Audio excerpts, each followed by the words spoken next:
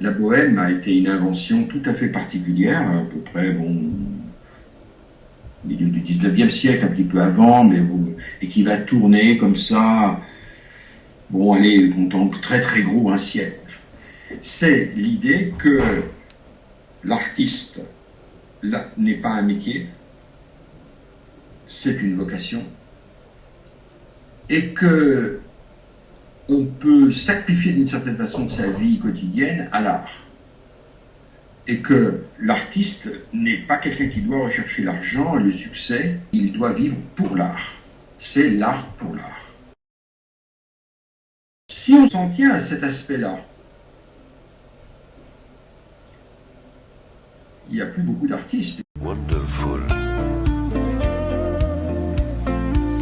Wonderful. Wonderful. Wonderful. On n'est plus dans ce petit monde de la bohème, qui étaient des artistes comme ça, marginaux. Ce n'est plus du tout des marginaux, ce sont des vrais businessmen. Il y a la revendication d'un art qui doit rapporter de l'argent. C'est un monde médiatique, médiatisé, avec des intérêts considérables. Il n'y a plus un seul produit, même qui ne soit pas l'objet d'un travail proprement esthétique, même si dans le design, évidemment, ce n'est pas que l'esthétique, bien sûr, mais il y a aussi cette dimension esthétique. Des paillassons, des poubelles, jusqu'au papier hygiénique, aujourd'hui, font l'objet de couleurs, de design, de graphisme, tout ce que vous voulez. Longtemps, on a analysé le capitalisme comme un système purement financier ou un système purement comptable. Ce qui est vrai, il est toujours comptable, mais dans tout son domaine, tous les domaines qui touchent à la consommation, pour justement réaliser de la valeur, ils intègrent, ils incorporent la dimension créative. Wonderful. Wonderful. Wonderful. Wonderful.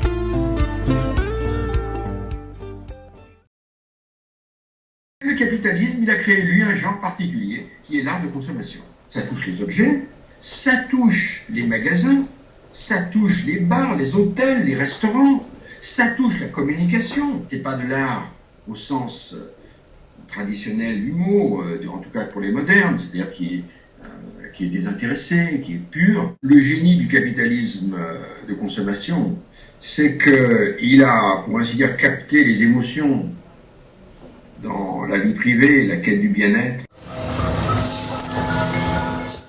des plaisirs, plutôt que dans les grands engagements collectifs. Les gens recherchent le bien-être, ils recherchent le bonheur.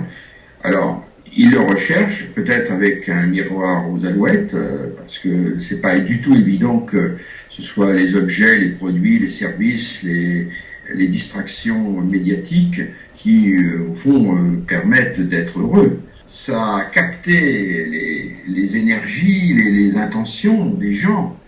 D'une certaine manière, c'est le capitalisme qui a réussi à vider la lutte des classes de sa perspective révolutionnaire. Je pense ça au plus profond. On a besoin d'espace, d'amour qui s'est donné ta place, d'épaules nourries de bonté, de grâce, refaire surface. Wonderful.